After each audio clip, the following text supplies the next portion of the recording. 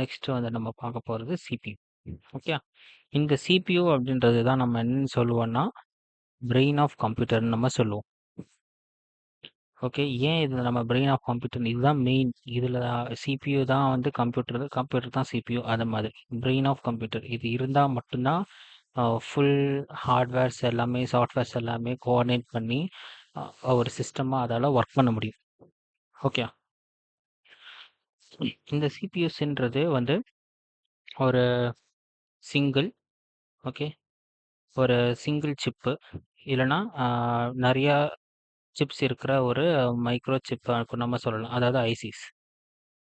Okay, ஒரு integrated circuit நம்ம சொல்லலாம். அதில் பார்த்தீங்கன்னா நிறைய சின்ன சின்ன சிப்ஸ் நிறையா இருக்கும், எல்லாமே ப்ராசஸிங்காக எல்லாத்துக்காகவும். ஓகே ஓகே அதுதான் வந்து சிபியூ வந்து சிபியூனா அதுதான். ஓகே, இந்த சிபியூ வந்து என்ன பண்ணும்? இந்த சிபியூ என்ன பண்ணும் அப்படின்னா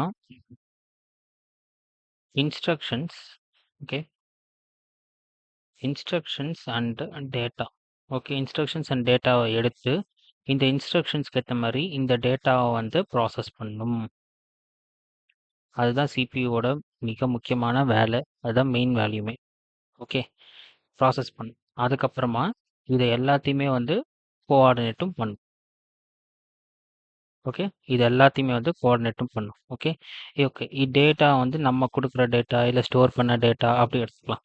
ஓகே, இப்போ இந்த இன்ஸ்ட்ரக்ஷன்ஸ் வந்து நம்ம எப்படி கொடுப்போம்? Through programs.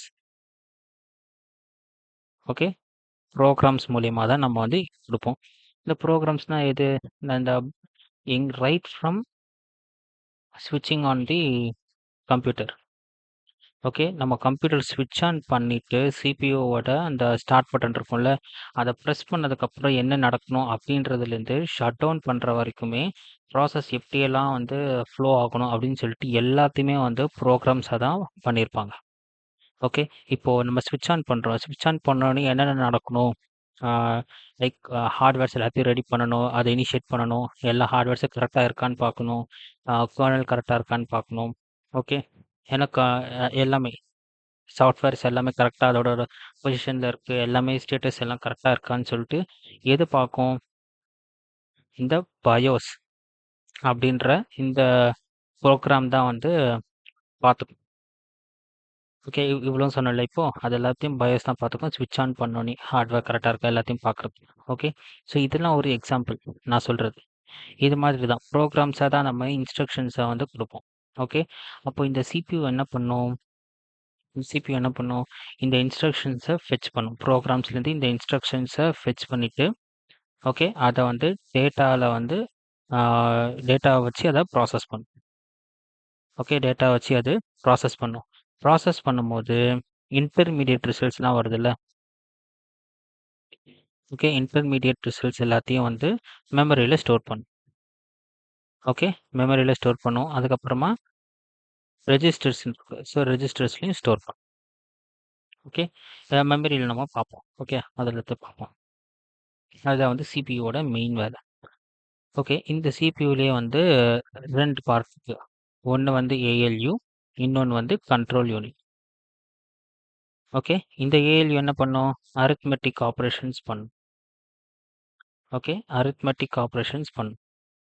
Okay, arithmetic operations, logical operations எல்லாமே பண்ணும். லாஜிக்கல், ரிலேஷனல் எல்லா ஆப்ரேஷன்ஸும் அதில் பண்ணும்.